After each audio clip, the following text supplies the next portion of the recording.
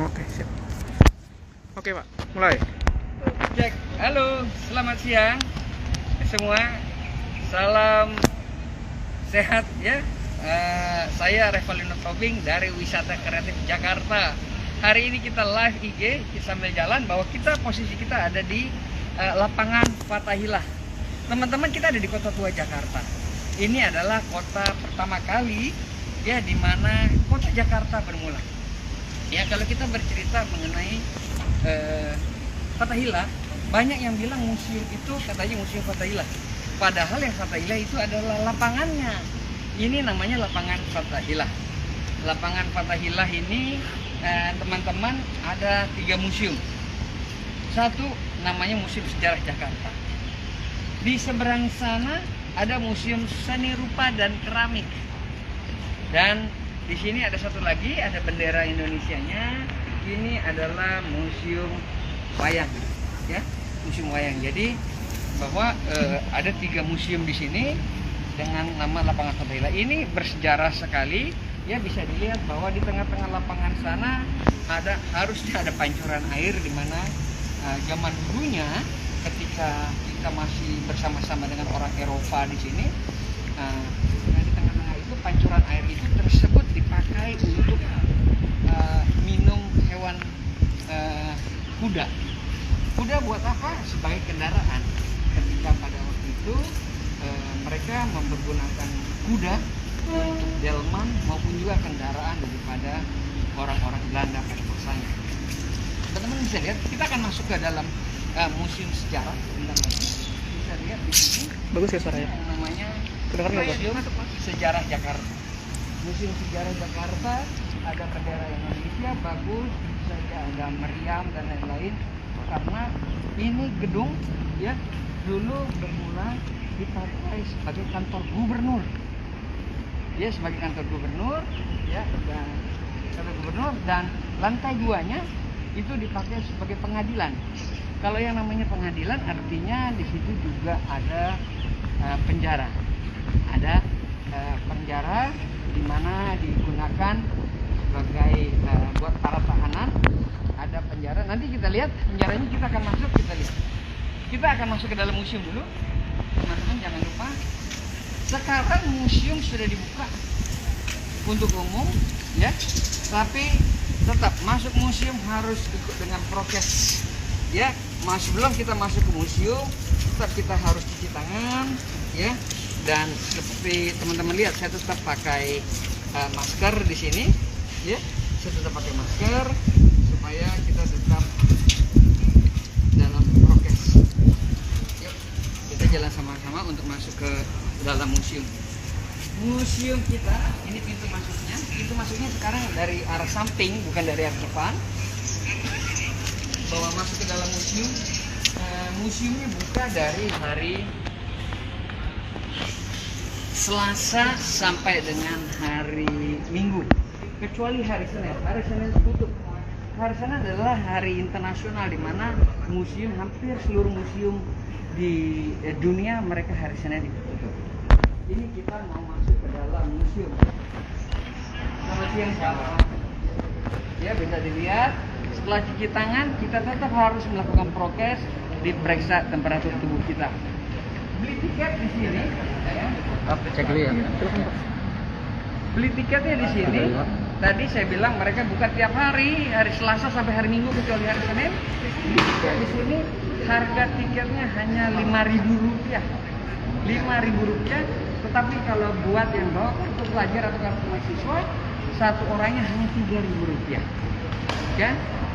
Ingat bahwa dalam museum ada beberapa aturan, bahwa di sini ada aturan apa yang boleh dan tidak boleh dilakukan di dalam museum, ya, termasuk kita nggak boleh menyentuh koleksi, termasuk sandaran saja sebenarnya tidak boleh di dalam museum, karena itu akan merusak koleksi, walaupun tidak sekarang, tapi beberapa waktu kemudian dengan banyaknya pengunjung, kalau mereka melakukan kesalahan yang sama, tentu saja akan merusak daripada koleksi yang ada di museum. Kita sudah masuk ke dalam museum. Beberapa area indoor dan beberapa area outdoor. Ya, ini adalah ruangan mural.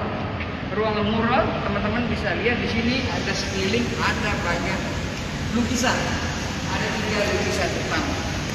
Dulu pada masanya ketika museum ini masih digunakan sebagai kantor gubernur Belanda, dan di sini adalah ruangan di mana para bukan pengunjung museum tentunya, para tamu-tamu bagi gubernur yang melakukan kunjungan kerja dan lain-lain. Mereka Tapi jawabin menggunakan ini sebagai pertanyaan-pertanyaannya itu. ruangan untuk menerima tamu atau bahkan untuk jamuan makan malam di Museum Sejarah Jakarta. Ya, teman-teman bisa lihat di sini. Keren, ya, jangan khawatir kalau setelah kunjungan ke museum, kapan-kapan kalau datang ke museum yang mau beli souvenir, mereka ada souvenir juga di sini dengan koleksi atribut khas gaya Jakarta. Ya, batik, ondel dan lain-lain, mereka punya koleksinya di situ. Ya, Mbak ya. Kita bisa lihat ini halaman belakang museum, karena halaman depan museum tadi ya, bisa lihat halaman belakang museum sini juga bagus, luas, hijau. Kalau yang mau beli snack ada di sini, cemilan khas daripada Jakarta, es selendang mayang dan lain-lain, mereka juga ada, kerak telur juga ada. Tetapi memang selama pandemi kebanyakan dari mereka itu tutup. Kita lihat, kita masuk yuk, terus ikutin saya. Tetap bersama kita wisata kreatif Jakarta. Oke, di sini ada sumur, ya. Ada sumur, ya tentunya airnya, tapi sekarang sudah tutup, bisa dilihat sekarang sudah pakai ada ikannya. Tetapi teman-teman bisa lihat sumur ini dulu zaman dulu adalah salah satu sumber atau tempat pengairan untuk para yang tinggal di sini, ya, di area daripada kantor gubernur maupun juga untuk para tahanan yang ada di penjara bawah tanah yang ada di dalam museum sini maupun juga di kantor gubernur, ya. Karena kita tahu bahwa posisi daripada kota Batavia itu memang rendah sekali, sama dengan permukaan air dengan permukaan darat itu sama, sehingga dari zaman dulu Jakarta ketika hujan deras memang punya bermasalah dengan yang namanya banjir. Jadi memang ada beberapa hal di sini yang kita bisa ketemu dengan yang namanya banjir dari zaman dulu. Nah, kita bisa lihat di sini sebelum kita naik ke atas, ya, teman-teman bisa lihat dulu di sini ada satu patung yang terkenal. Nah, ini patungnya menarik sekali, ya. Bisa dilihat patungnya ini terkenal, namanya patung Hermes. Patung Hermes ini dulu, ya, aslinya dulu ini adalah pemberian dari para pedagang dari Jerman. Mereka ketika diperbolehkan untuk berdagang di Batavia oleh orang-orang Belanda, jadi mereka berikan patung ini sebagai hadiah. Siapa Hermes? Hermes adalah anak daripada dewa Zeus dari cerita mitologi, cerita Yunani. Ya, beliau adalah dewa ya, pedestrian, menemani perjalanan, atlet olahraga, bisa dilihat di kakinya ada sayap, ya, menunjukkan bahwa dia bisa berlari dengan sangat cepat. Untuk kesehatan bisa dilihat tangan kirinya, ya, ada tongkat dengan ular, ya, kesehatan, dan juga banyak lagi termasuk untuk dewa keberuntungan dan lain-lain.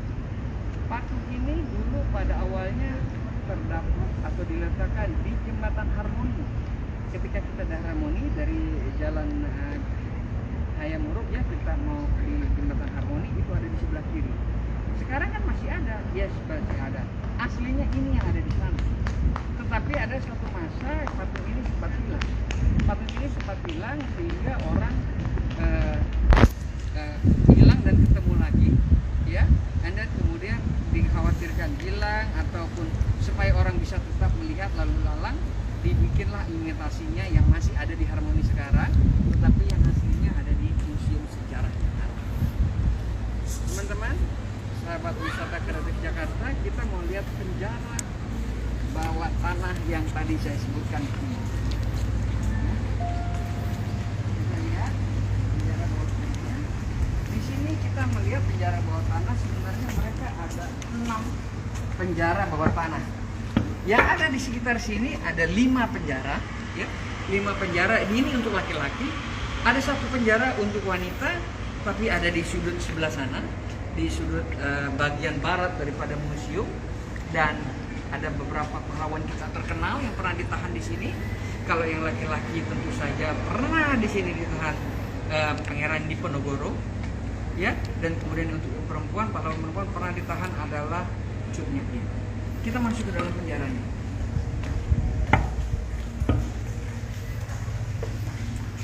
Bisa dilihat teman-teman, penjaranya di sini tidak begitu luas, kecil sekali. Kebetulan tingginya kalau saya nggak terlalu tinggi ya bisa berdiri dengan normal. Tapi kalau orang yang lebih tinggi tentu saja mereka nggak bisa berdiri full, mereka harus duduk dan lain-lain.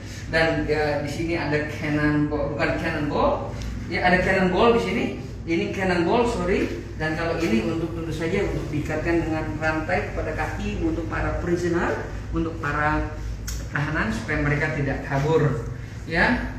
Dan untuk penjara yang seluasnya hanya sebesar ini bisa memuat antara 20 sampai 30 orang. Dan konon katanya ketika hujan, di mana tadi saya sebutkan Batavia juga mengalami banjir, mereka harus berdiri di atas air karena memang kawasan ini pun juga bisa banjir atau digenangi air yang cukup dalam. Kita lanjut lagi, kita mau naik, kita mau akan melihat koleksi berikutnya. Ya. Kita lihat, kita naik. Udah berapa menit lah? Baru 18 menit. Enggak, ini menarik sekali nih. Oh, tinggal 18 menit. Ada satu inskripsi di sini. Ya, bisa dilihat. Ini dalam tulisan bahasa Belanda, tetapi dalam bahasa Belandanya juga belum yang disesuaikan. Sekarang sudah beberapa kalimat di sini sudah disesuaikan hurufnya. Oke. Tulisan ini menceritakan mengenai pembangunan daripada museum kita ini, Museum Sejarah Jakarta, di mana pembangunan ini dimulai dari tanggal 25 Januari tahun 1797 di bawah daripada Gubernur Jenderal John Van Horn, dan selesai pada tanggal 10 Juni 1710 pada masa Gubernur Jenderal Van Riebeeck. So, untuk membangun museum ini atau kantor gubernur pada waktu itu memerlukan waktu sekitar 3 tahun. Beliau Jenderal Van Riebeeck juga adalah orang terkenal. Beliau juga adalah orang Eropa pertama yang bawa biji kopi ke Indonesia. Beliau sangat mencintai Indonesia sehingga pada suatu saat beliau meninggal, beliau memesan. Kalau teman-teman tahu di Bandung, di Lembang sana ada Gunung Tangkuban Perahu. Nah, beliau adalah orang putri kulit-kulit pertama yang membuat step path, jalur jalan untuk bisa menuju ke Gunung Tangkuban Perahu. Sehingga ketika beliau wafat juga dia sudah pesan untuk mayatnya tidak dibawa pulang ke negeri Belanda, tapi lebih pilih dimakamkan di sekitar daripada Gunung Tangkuban Perahu. Oke, teman-teman kita lanjut lagi. Kita lanjut ke lantai 2. Teman-teman bisa lihat ini mengenai tangkanya. Ini tangkanya sekali penggabungan antara Eropa dan Cina. Dari warnanya bisa dilihat warna merah, tetapi ya ada hewan itu juga dari cerita China, tetapi itu ada lambang daripada VOC Eropa. Biasanya mereka selalu pakai singa karena singa adalah the symbol of power, simbol kekuatan. Kita lanjut lantai 2.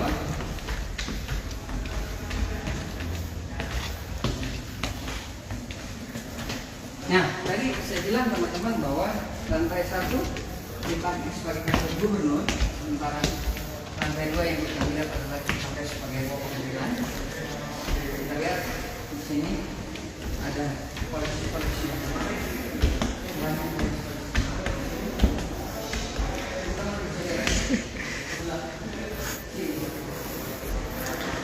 Sini ada lukisan. Teman-teman, di sini ada lukisan. Ya. Lukisan ini terkenal sekali. Ya. Kalau lukisan ini terkenal dengan namanya lukisan King Solomon. King Solomon pada Solomon yang bercerita mengenai dua orang itu. Beliau adalah raja yang ada. Ya, beliau adalah raja yang ada. Sehingga ada orang yang ingin menemukan panggilannya.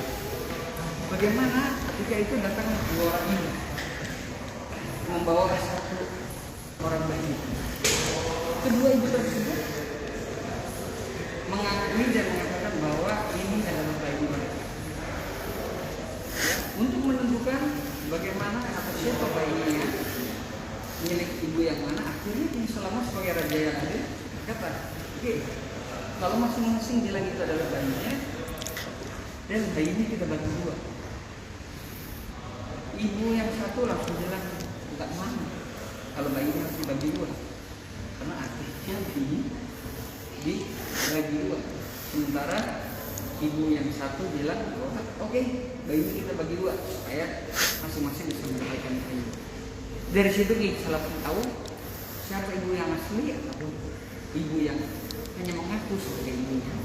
Ya, ada cerita lain di sini mengenai pengadilan maupun juga mengenai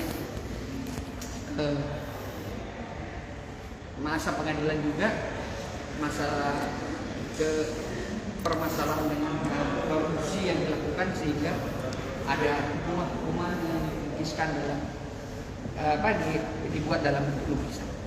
Dari lantai 2 sini juga kita akan melihat balkon.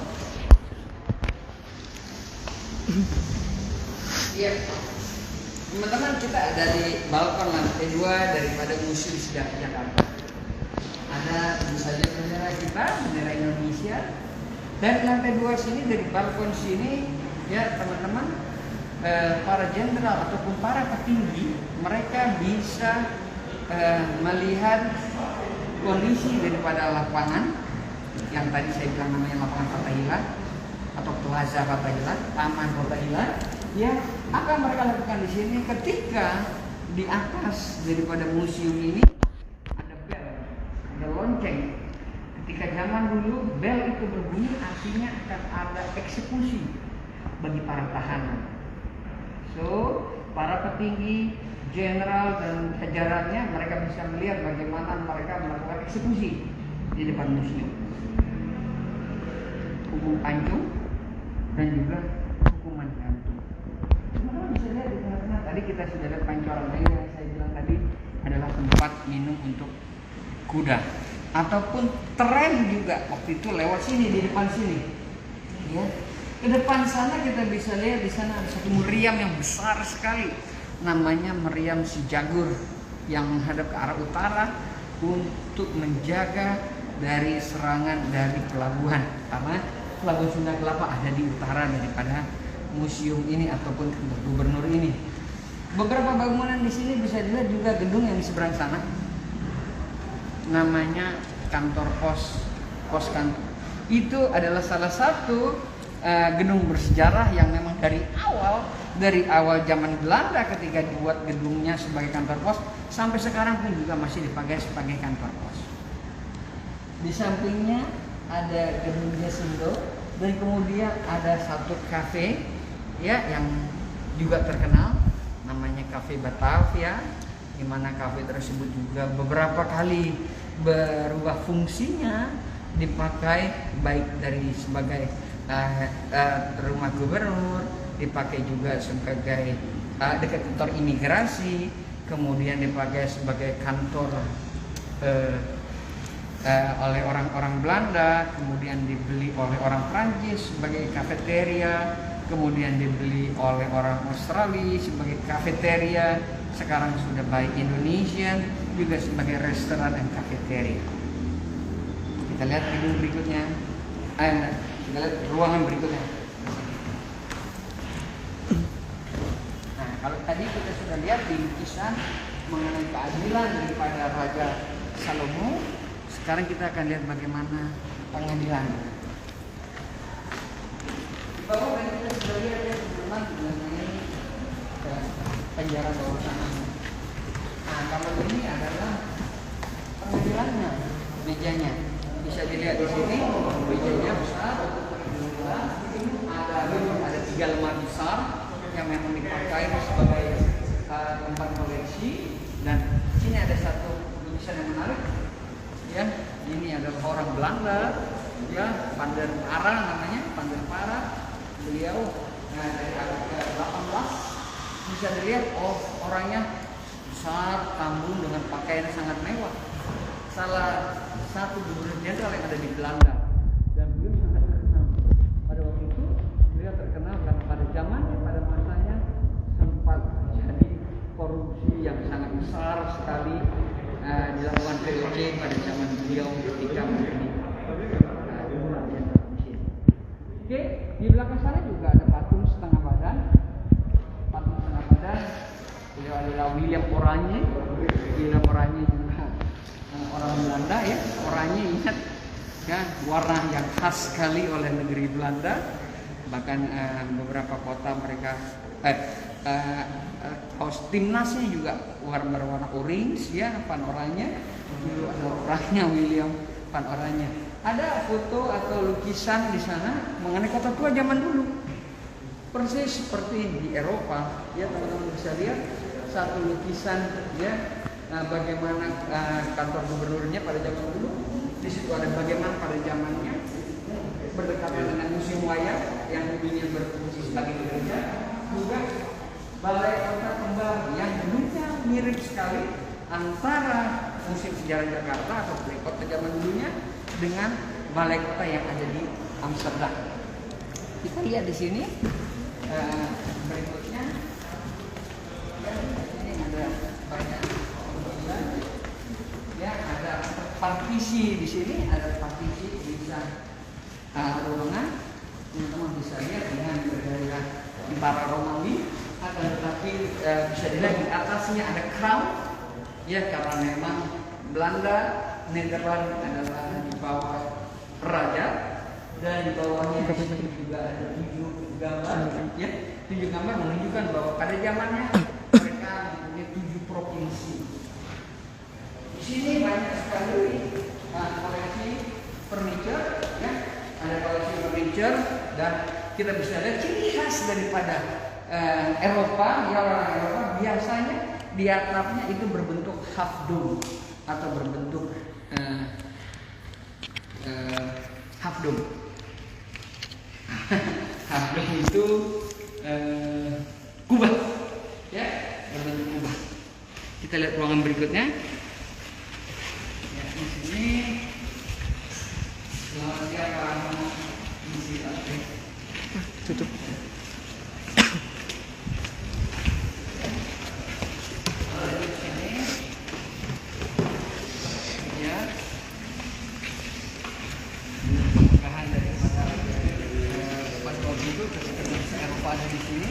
Kalau dilihat ceilingnya atapnya memang tinggi sekali, langit-langitnya karena memang untuk memberikan angin yang bagus, karena memang pada zamannya belum ada pakai AC. Oke, ada koleksi keramik dan porselen maupun juga kristal, ya, kemewahan pada zaman Eropa. Furniture yang bagus sekali juga bisa dilihat di sini. Lihat bentuk besarnya meja ini. Ini kita bilang besar, nanti ada yang lebih besar, bahkan ada yang paling besar. Yang menarik adalah meja ini terbuat dari one piece of wood, dari satu potong kayu atau satu pohon. Bisa dibayangkan lebih besar dan luasnya. Artinya pohonnya besar. Ini yang lebih besar, ya, dari yang kita lihat tadi. Sebentar kita akan lihat, ya, paling besar.